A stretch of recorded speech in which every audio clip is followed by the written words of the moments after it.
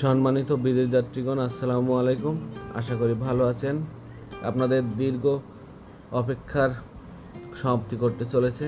মালয়েশিয়ার calling visa চালু হবে, আপনারা মালয়েশিয়া যেতে পারবেন।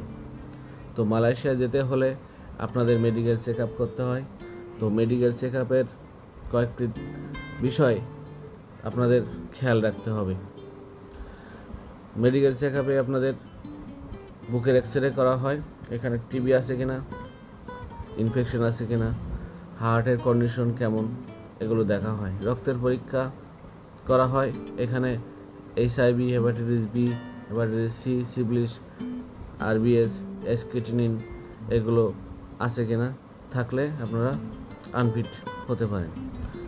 ইউরিনে আপনাদের টেস্ট করা হয়, ইউরিনে আপনাদের কোনো প্রকার নেশাজাতীয় দ্রব্য গ্রহণ করেছেন কিনা এগুলো দেখা হয়।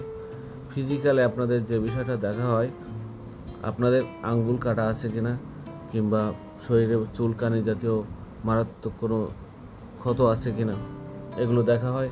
আবার দেখা হয় আপনাদের লাইফোমা আছে কিনা এগুলো।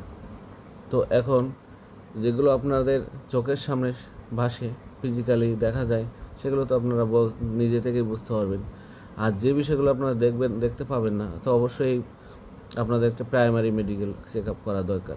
মেডিকেল চেক আপে হলে আপনারা বুঝতে পারবেন যে এই সমস্যাগুলো আমার আছে। তো আমরা এই বিষয়গুলো যদি এড়িয়ে চলি, তাহলে আমরা মালয়েশিয়া মেডিকেলের জন্য ফিট হব। আপনারা যারা নেশাজাতীয় দ্রব্য যেমন মদ, গাঁজা, হিরোইন এগুলোর সাথে আসক্ত, তারা মেডিকেলে আনফিট হয়ে যাবেন। অতএব এখন থেকে এগুলো পরিহার করুন। এখন থেকে পরিহার করলে আপনারা 2-1 মাসের ভিতরে আবার ফিট হতে পারবেন, নাহলে আপনারা আনফিট বলে বিবেচিত হবেন। আর একবার আনফিট হলে আপনারা মালয়েশিয়া যেতে পারবেন না। অতএব এই বিষয়ে সজাগ দৃষ্টি রাখুন। সুস্থ থাকুন, সুন্দর থাকুন। আর আমার এই ভিডিওটা যদি আপনাদের ভালো লেগে থাকে, তাহলে লাইক, কমেন্ট, শেয়ারের মাধ্যমে আমাকে আরও উৎসাহিত করবেন, যাতে আমি এই ধরনের ভিডিও আরও করতে উৎসাহিত হই। ধন্যবাদ।